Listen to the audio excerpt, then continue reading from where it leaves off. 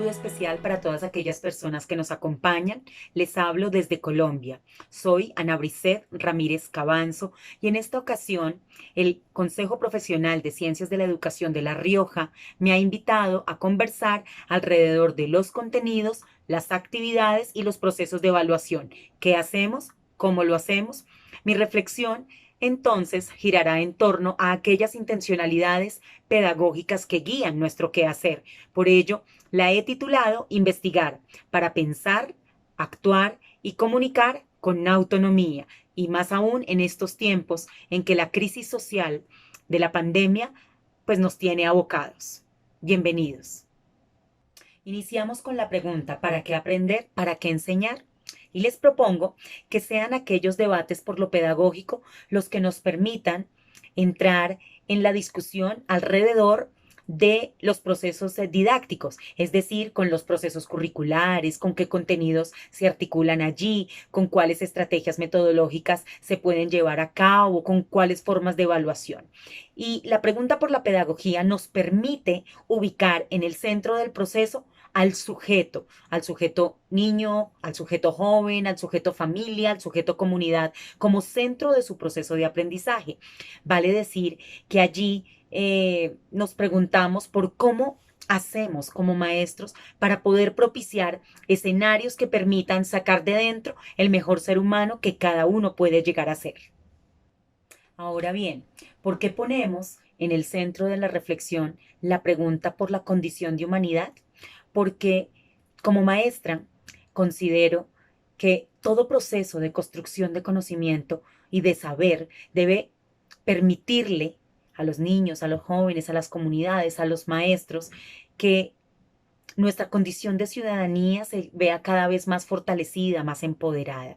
Ello exige aprender a pensar críticamente y para ello se requiere fomentar, formar el espíritu investigativo, un espíritu investigativo que nos permita movilizar el saber, el saber a aprender, el saber para tomar decisiones, el saber para actuar, el saber para comunicar. Por ello les propongo que sea la investigación aquel escenario que nos permite fecundar procesos de aprendizaje. ¿Cómo ponemos entonces en función de los procesos de aprendizaje? A, las demandas del contexto. B, los intereses de conocimiento que tienen las comunidades. C, los retos del mundo contemporáneo a los que nos vemos enfrentados. D, todos aquellos saberes propios de las disciplinas, ¿no? Todos aquellos contenidos que movilizamos para aprender tienen que servir para algo y en este caso deben ser puestos al servicio de la lectura crítica de las realidades y por ende a apostarle a construir opciones de transformación social. Como pueden observar, en el centro de la infografía se expresa una afirmación para pensar críticamente y es para eso que nos sirve generar contenidos, actividades y procesos de evaluación que sitúen la investigación como eje de los procesos pedagógicos y didácticos. ¿Y qué es pensar críticamente? En otras palabras, es arriesgarnos a pensar con autonomía, es decir, a pensar por sí mismos y a poner en función de las problemáticas sociales, nuestras habilidades, competencias, nuestras capacidades, en otras palabras, a desplegar el poder de ser por sí mismos sujetos autónomos. En este orden de ideas, los invito entonces a comprender que la investigación es el proceso que permite aprender significativamente, encontrarle sentido y significado a las realidades que vivimos. Aprender a investigar, como diría Paulo Freire, pasa por un sentimiento y por una dimensión placentera, significativa, que nos permite enfrentarnos a las lecturas diversas de la realidad. Y esto se constituye en un proceso vital de la formación de las ciudadanías de nuestros niños, niñas y jóvenes. Y allí es fundamental entender que a través de la investigación podemos aventurarnos a descubrir múltiples inéditos viables.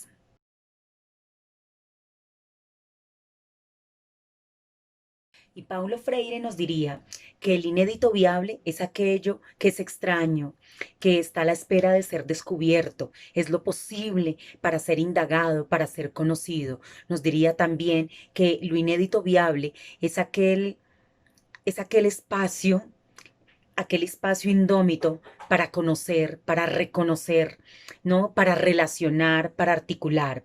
En otras palabras, es poder descubrir todos aquellos efectos, relaciones, contextos que hacen que un escenario fecunde un proceso educativo. En otras palabras, es la posibilidad de acontecer en la experiencia del conocimiento.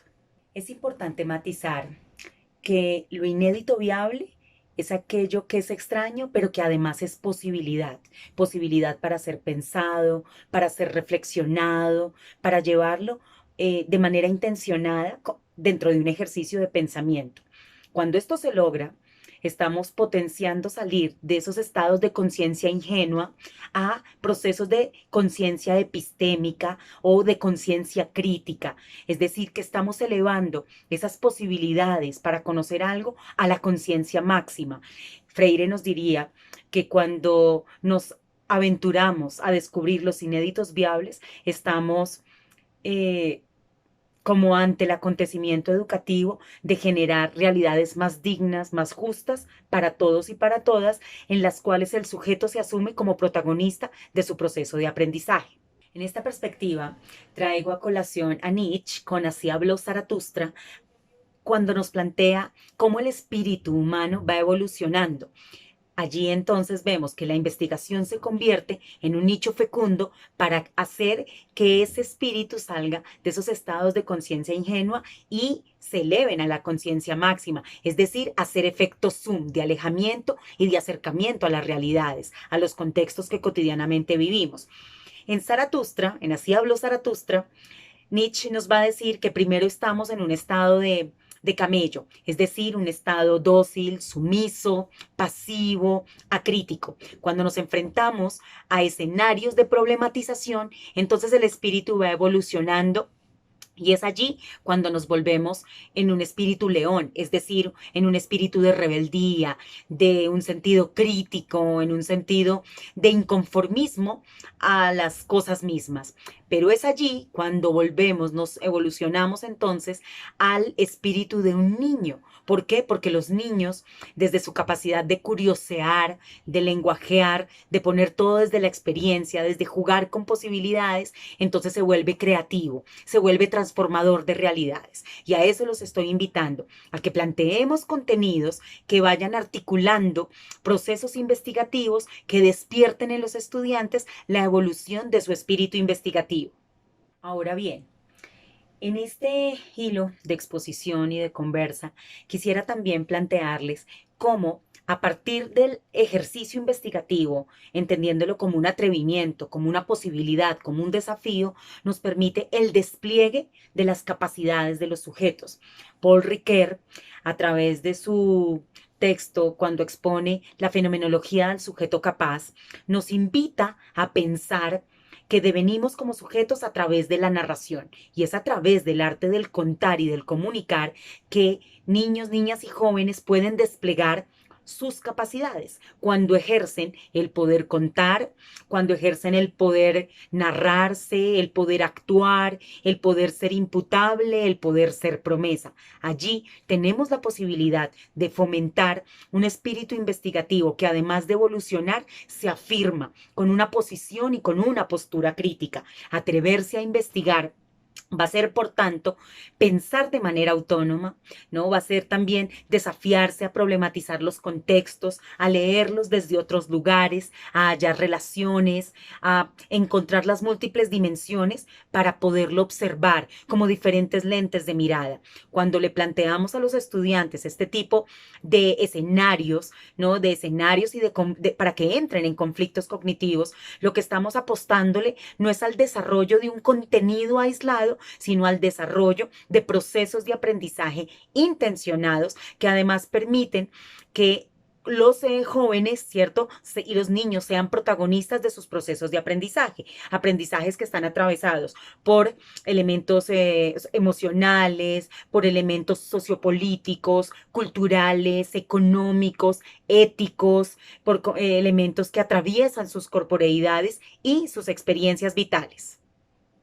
En este orden de ideas, cuando las propuestas didácticas se asumen atravesadas y vertebradas por procesos investigativos, lo que estamos facilitando son escenarios para que también los estudiantes comprendan que el saber no se haya fraccionado ni compartimentado en materias o en asignaturas inconexas. Por el contrario, lo que estamos favoreciendo es que ellos se aproximen a leer situaciones, a problematizarlas, a tematizarlas, identificando divergencias, recurrencias. Esto además nos permite construir escenarios para el desarrollo de la praxis, es decir, poder generar procesos reflexivos a partir de las prácticas cotidianas, es decir, en el ejercicio del hacer, poder tomar distancia, ¿no? Para poder construir escenarios de conciencia epistemológica, de conciencia crítica,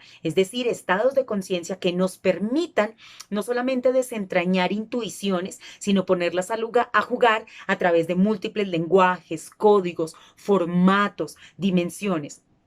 Ahora, como diría Feynman, ¿qué es argumentar? Y argumentar no es ni refutar ni impugnar algo, sino por el contrario, ir tras la huella de sí para construir argumentos sólidos que permitan desentrañar, evidenciar, deconstruir, ¿no? Las lógicas instituidas, las lógicas comunes, obvias, para poder ir, ¿no? Hacia el fondo y poder encontrar las institucionalidades, los agentes, las relaciones de poder, las relaciones de orden económico, sociocultural, que necesariamente atraviesan todos los objetos de conocimiento.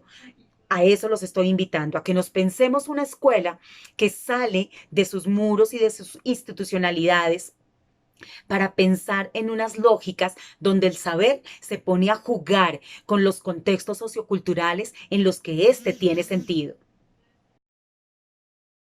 Así las cosas, en el ejercicio de un pensar intencionado, y donde nosotros como maestros, como formadores, establecemos estas intencionalidades particulares, ¿no? Este sello singular para desarrollar las propuestas didácticas, lo que estamos haciendo es plantear un escenario importante para que al ser sujetos de sus procesos de aprendizaje, los jóvenes puedan entablar de manera autónoma el acto del conocer.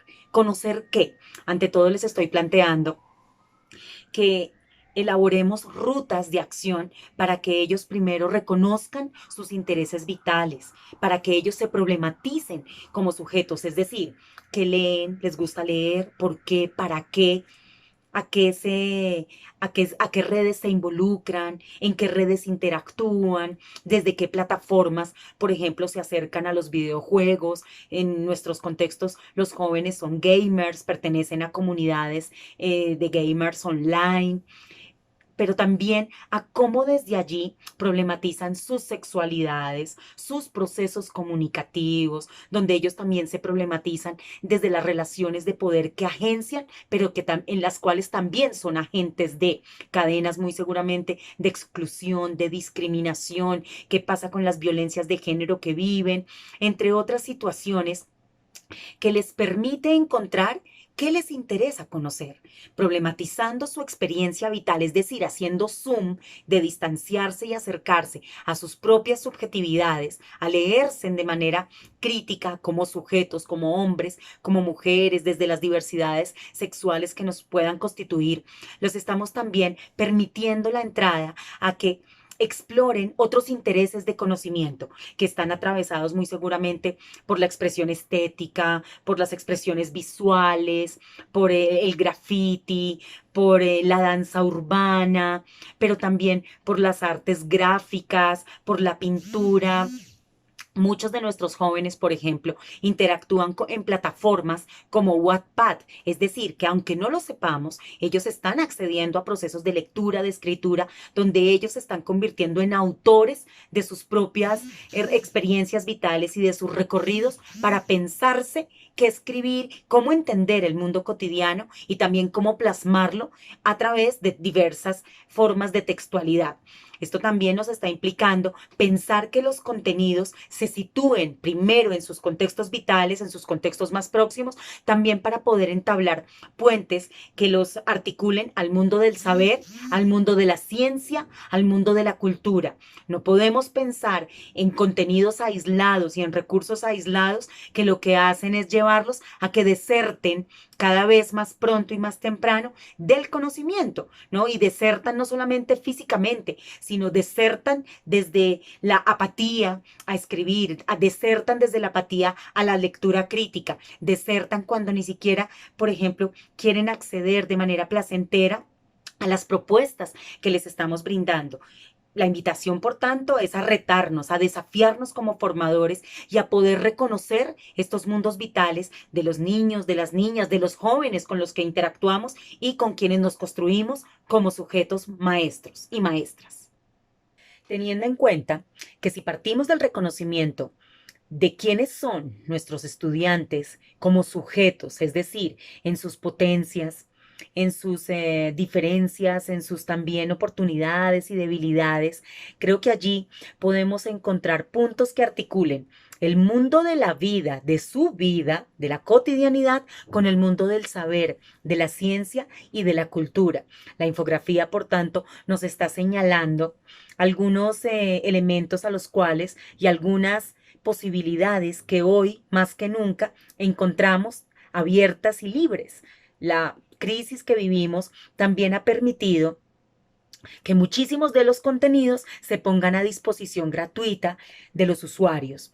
Allí encontramos muchísimas oportunidades para poder generar contenidos articulados a procesos intencionados de pensamiento crítico. Por ejemplo, a que podamos acceder a literatura como la de Eduardo Galeano, como la de Frantz Fanon con Los Condenados de la Tierra, para que podamos acceder a recorridos virtuales por museos, por galerías, por experiencias virtuales como RoundMe y entre muchísimas plataformas vamos a encontrar escenarios desde los cuales se puedan situar estrategias particulares que los conecten con sus realidades. De hecho, en toda Latinoamérica estamos viendo en unos países más que en otros cómo se está reactivando la televisión educativa, la radio educativa, los circuitos de educación popular, de educación comunitaria.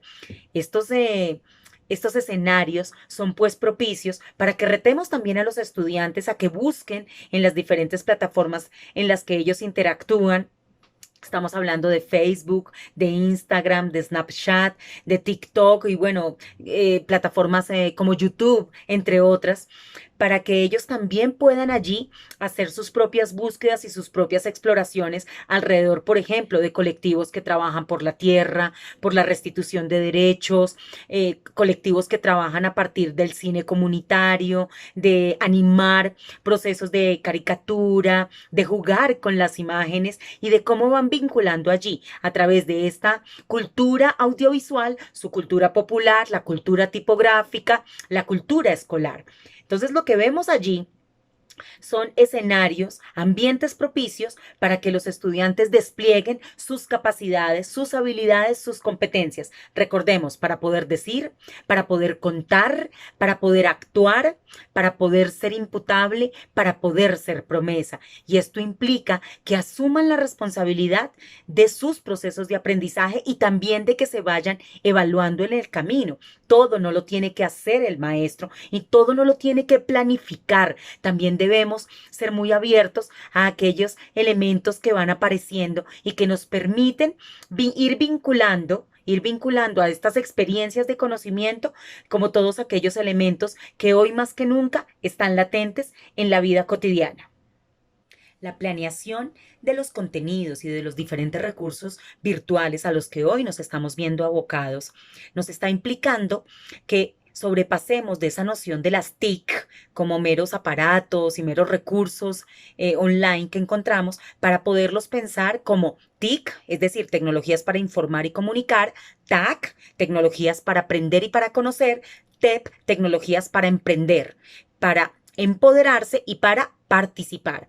Allí, cómo podemos hacer de los blogs, por ejemplo, de las wikis, de las páginas web, de las tiras cómicas, de los videojuegos, de todos estos escenarios mediáticos en ambientes propicios para que situemos las propias cadenas de exclusión que vivimos. ¿Qué pasa con nuestras violencias de género? ¿Qué pasa con los recursos naturales que hoy están siendo y cada vez más atravesados por el uso indiscriminado y la explotación indebida de grandes multinacionales que expropian nuestros recursos a favor de este sistema capitalista monstruoso en el que también estamos participando y al que también estamos contribuyendo? Son escenarios que nos deben invitar a pensar de manera crítica y de manera autónoma.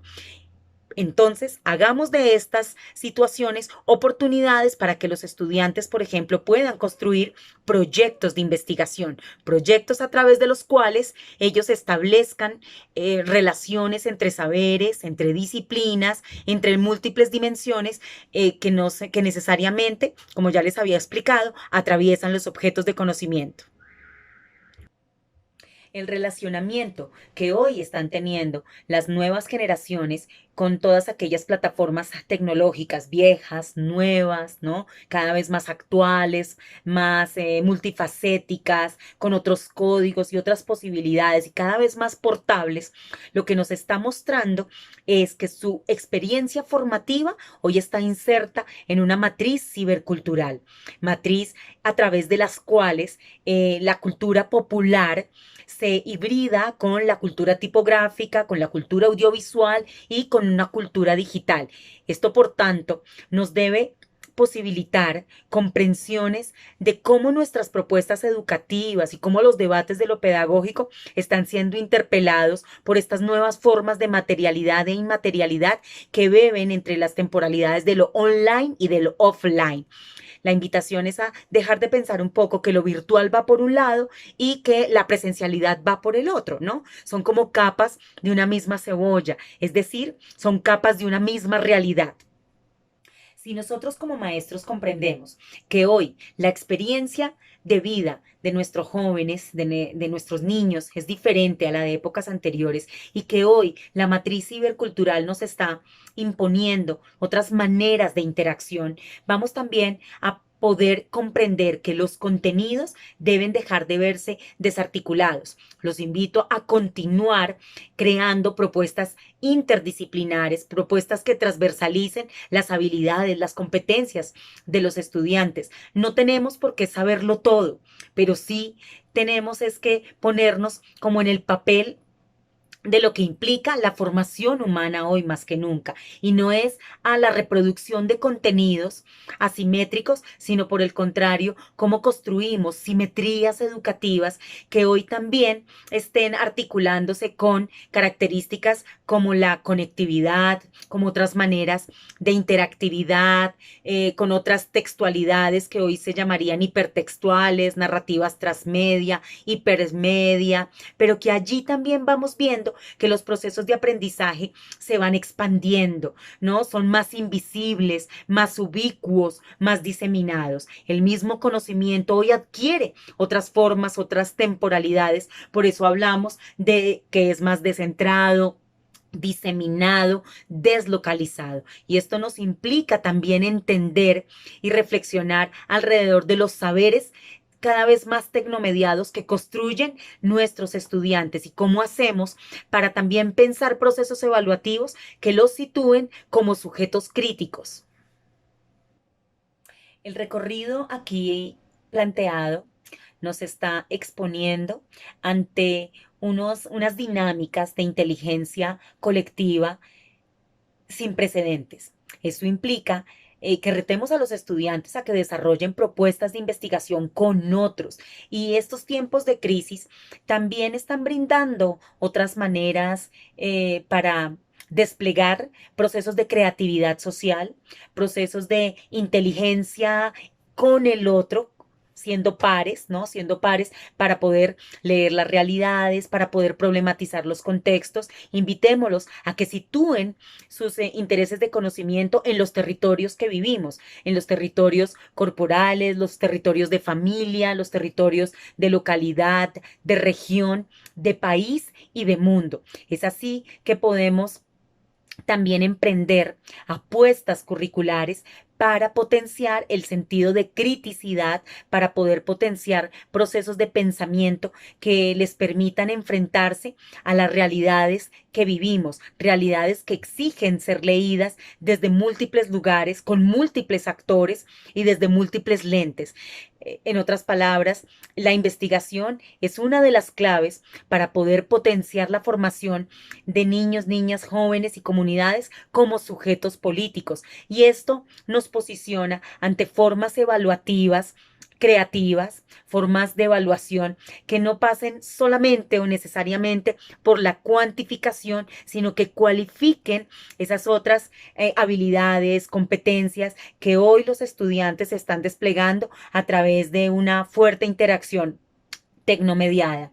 Ello nos reta a ser maestros cada vez más propositivos, cada vez más creativos, pero también a entender que hoy nos estamos enfrentando a un desafío sin precedentes y es cómo nos pensamos la formación, la condición de humanidad desde esta matriz cibercultural que vivimos. Muchas gracias. Agradezco la invitación que me hace el Consejo Profesional de Ciencias de la Educación de La Rioja para poder plantear estas reflexiones. Espero que estos elementos aquí compartidos les permitan seguir consolidando apuestas creativas que cada vez más nos enfrentan a los retos del mundo contemporáneo. Creo firmemente en que la investigación es la clave para poder fomentar en los estudiantes un ejercicio, el ejercicio del pensar, del actuar y del comunicar con autonomía, un ejercicio que le apuesta al desarrollo de su sentido crítico y de que ellos sean protagonistas y agentes de procesos de transformación social.